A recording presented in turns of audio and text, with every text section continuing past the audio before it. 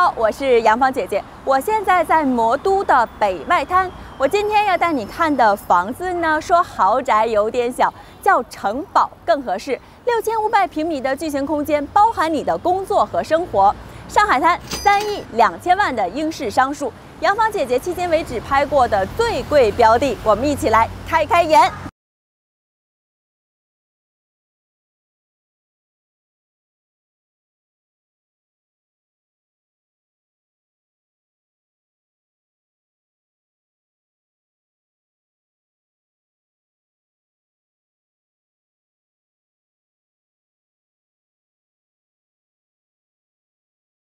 今天这座商墅分为主楼、副楼、花园3个部分。主楼是非常有老上海韵味的海派英式风格，红砖灰瓦、斜坡屋顶，线条简洁凌厉。在一片稀松平常的街道中啊，突然冒出来几栋老式洋楼，那给我的感觉就2个字儿：出挑。主楼主要是工作和社交区域，共有6层，地上4层，地下2层。 小伙伴们有时候给我留言说，我拍的有些豪宅没有家的感觉。以前我还专门做过一期节目解释，但是我不得不承认啊，今天这套豪宅确实是超越了家的感觉，因为它太大了，能干的事情太多了。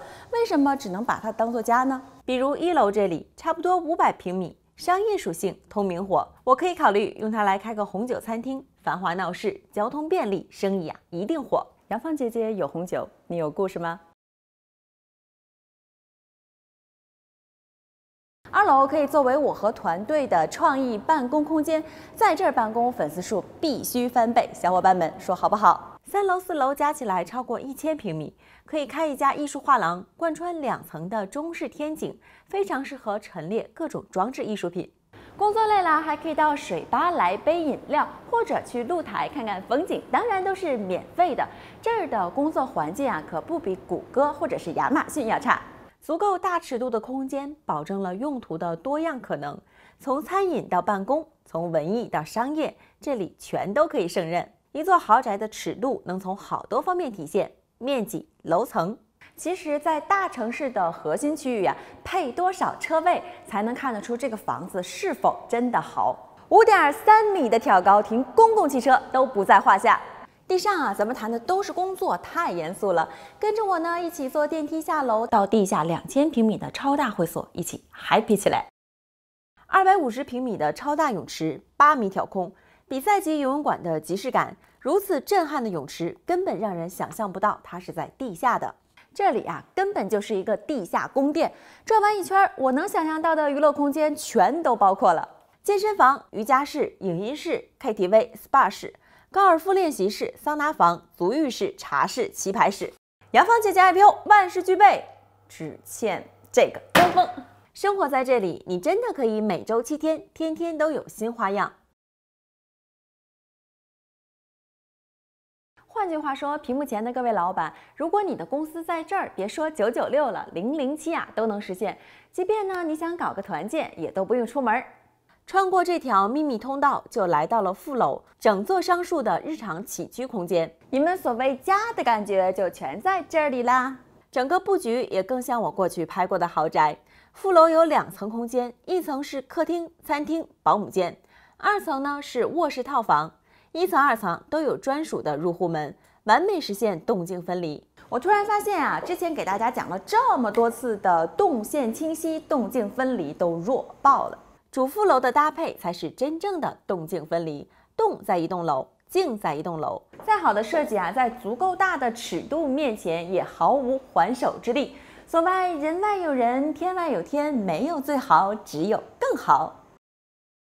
从副楼出来，咱们逛逛1000平米的中庭花园。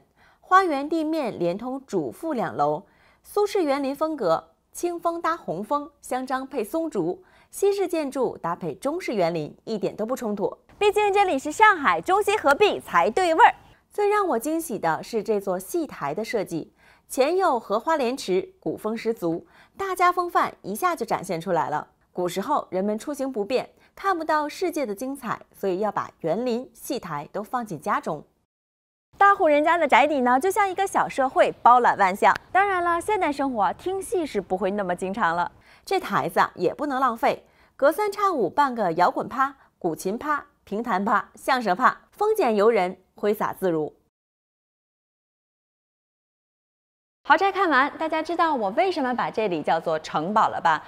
一个人、一个家庭，甚至是一个公司的工作和生活呀，都可以融在这里。这里让我想起来我在日本看过的一种100年老建筑——町屋，也是这种前屋为店、后屋居住的形式。上海是一个大的城市生态系统，这套豪宅是一个自成体系的微观生态系统，它给业主创造了很多工作和生活上的便利。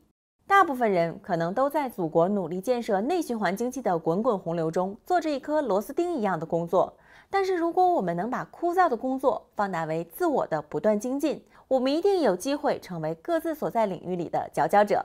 这才是我真正推崇的生活态度，做一个自由又自律的人，靠势必实现的决心努力的生活。雪云洞豪宅配得上你的未来。我是杨芳姐姐，我们下期再见。